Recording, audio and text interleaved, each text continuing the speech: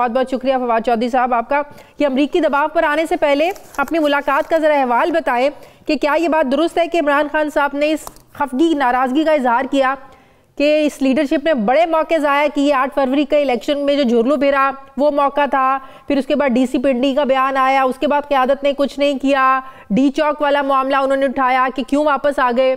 क्या ऐसी नाराज़गियों का इजहार किया खान साहब ने?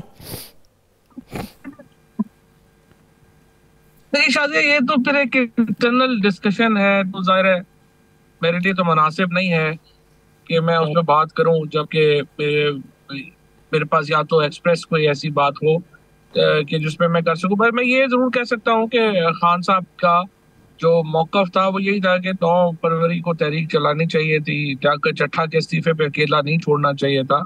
ये वही मौकफ है जो पहले भी खान साहब पब्लिकली भी एक्सप्रेस कर चुके हैं। लेकिन लीडरशिप के ऊपर नाराजगी या ना नाराजगी, ये सारी चीजें जो है जाहिर है कि इसके ऊपर मैं क्या कमेंट कर सकूं। सही, आपने मुलाकात में खान साहब को क्या मशवरे दिए? देखिए, मेरा तो 2 ही मैंने अर्ज की थी पहली मुलाकात में भी।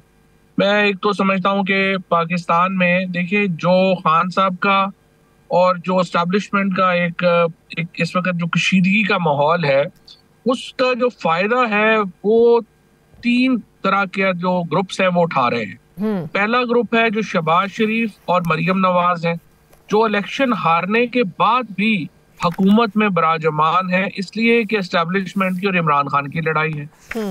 दूसरा ग्रुप है जो फायदा उठा रहा है, वो बाहर बैठे हुए कुछ यूट्यूबर्स हैं जो अपने डॉलर बनाने के लिए इस कशीदगी में इजाफा चाहते हैं और इजाफा कर रहे हैं। और जो 3 ग्रुप जिनको सबसे ज्यादा नुकसान हो रहा है, वो एक तो पाकिस्तान है, सबसे बड़ा नुकसान पाकिस्तान को हो रहा है, जो ऊपर से नीचे तक डिवाइड हो गया इस लड़ाई में। और तीसरा ग्रुप जो है वो इमरान खान और हम लोग हैं, जो कि इस लड़ाई में जो है वो अपने, इमरान खान जेल में है, हम लोगों के साथ जो हो रहा है वो भी आपके सामने 48 केस है। सुबह हमारा सारा दिन और आप समझिए कि वक्त ये होता है कि अब हमने किस कोर्ट में जाना है, क्या करना है। सो हम 3 ग्रुप्स की कॉस्ट के ऊपर ये 3 ग्रुप फायदा उठा रहे हैं। तो जब ये कशीदगी कम होती है तो इसका बराह रास्त फायदा इमरान खान को पहुंचता है। और मेरी नजर में खान साहब को कशीदगी कम करने के लिए उस तरफ इकदाम जो है वो करने चाहिए और उसमें कोई हर्ज नहीं है। तो खान साहब मुज़ाकरात के लिए कितना संजीदा है? नहीं, वो तो संजीदा है, लेकिन असल मसला ये है कि आप अप्रिशिएट करेंगी कि ताली 2 हाथों से बजती है। अगर इमरान खान कन्विंस हो और दूसरी साइड कन्विंस ना हो तो जाहिर है कि फिर भी कुछ नहीं हो सकता। लेकिन बहरहाल ये चूंकि एक ऐसा माहौल बन गया है कि अंडा पहले या मुर्गी पहले, तो मेरे ख्याल में खान साहब पहल कर लें तो उससे देख लेते हैं क्या फर्क पड़ता है। और दूसरा, मैंने खान साहब से ये रिक्वेस्ट की है कि देखिए अपोजिशन अलायंस बनना चाहिए।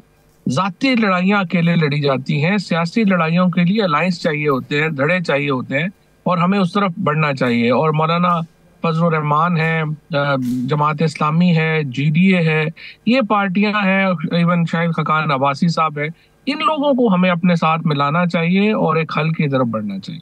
लेकिन खान साहब बात करने की बजाय बार बार ये जो धमकी आमेज बार बार डेडलाइन दे देते हैं कॉल की, चाहे वो एहतजाज हो, 24 नवंबर का जो एहतजाज दिया कि कॉल दी थी, जो बुरी तरीके से पिटा, नाकाम हुआ, उसके बाद अब सिविल नाफरमानी की तहरीक, पिछले एक हफ्ते संडे की डेट थी, 14 दिसंबर था, अब आप देखें संडे तक का वक्त दिया है।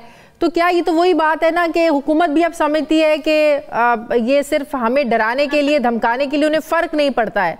तो क्या खान साहब को ये भी कोई मशवरा दिया है कि इस तरह की कॉल्स देने से बात बिगड़ेगी, बनेगी नहीं? कि इमरान खान के पास प्रोटेस्ट करने की जो सलाहियत है, जो लोगों को जोड़ने की सलाहियत है, इतने जुल्म, बर्बरियत और फस्तायत के बावजूद वो तो कोई और उसका तसव्वुर भी नहीं कर सकता। यानी एक आदमी जेल में बैठ के अनाउंस करता है प्रोटेस्ट और पूरा पाकिस्तान जामद हो जाता है।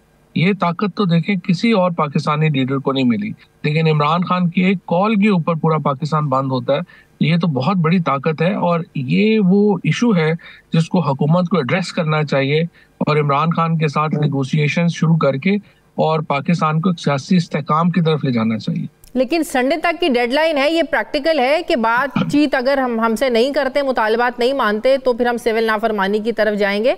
राना सनाउल्लाह साहब कहते हैं कि अब बातचीत तो हो सकती है, मुतालिबात पूरे नहीं हो सकते संडे तक।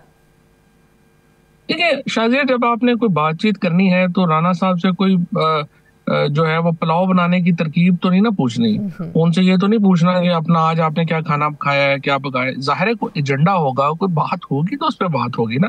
तो अब इमरान खान ने अपने दो नुकात सामने रखे हैं, हुकूमत के अपने नुकात हैं तो वो अपने सामने रख ले और उस पर बात कर ले। तो मेरा नहीं ख्याल कि इसमें कोई ऐसी बात है कि आपने मुतालबात ही रखेंगे ना। बात किस इशू के ऊपर बात करेंगे? अगर मुतालबा नहीं होगा, बात नहीं होगी, नुकात नहीं होंगे, किस पे बात होगी? अहमकाना बात है ना राना साहब।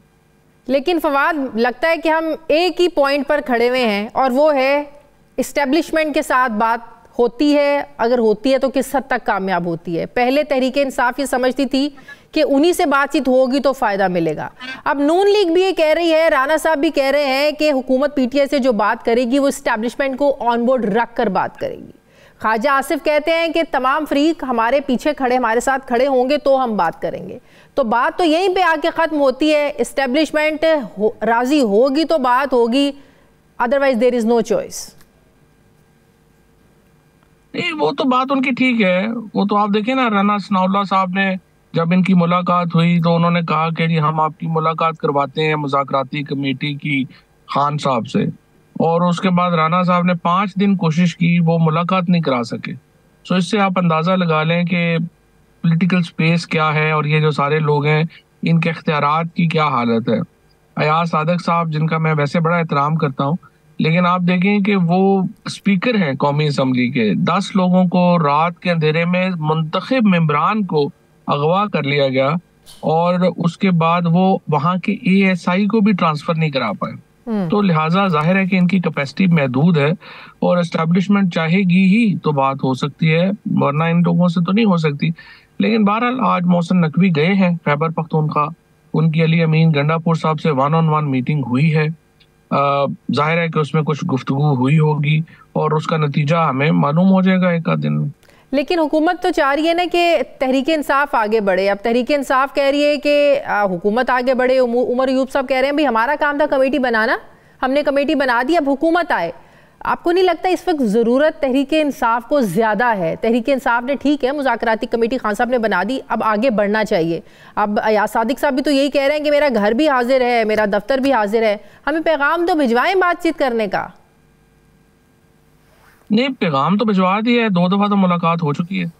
अब और क्या वो चाहते हैं, मतलब मुझे नहीं पता कि और किस तरह से वो कहेंगे कि वो, लेकिन देखिए ये तो वो बहाने बना रहे हैं ना। फैक्ट इज कि उन्हें भी पता है कि वो मुज़ाकरात करने की उस तरह की पोजीशन में नहीं है। लेकिन मेरा ये ख्याल है personally, if you ask me, मेरी पर्सनल ओपिनियन यही है कि मेरे ख्याल में मुज़ाकरात आगे बढ़ रहे हैं। अच्छा। और बातचीत जो है वो किसी न किसी लेवल पे शुरू हो चुकी है और मुझे उम्मीद है कि अगर दोनों फ्रीकैन थोड़ा रिस्ट्रेंट के साथ और थोड़ी चीज़ों के साथ बढ़ें तो आगे बढ़ सकते हैं।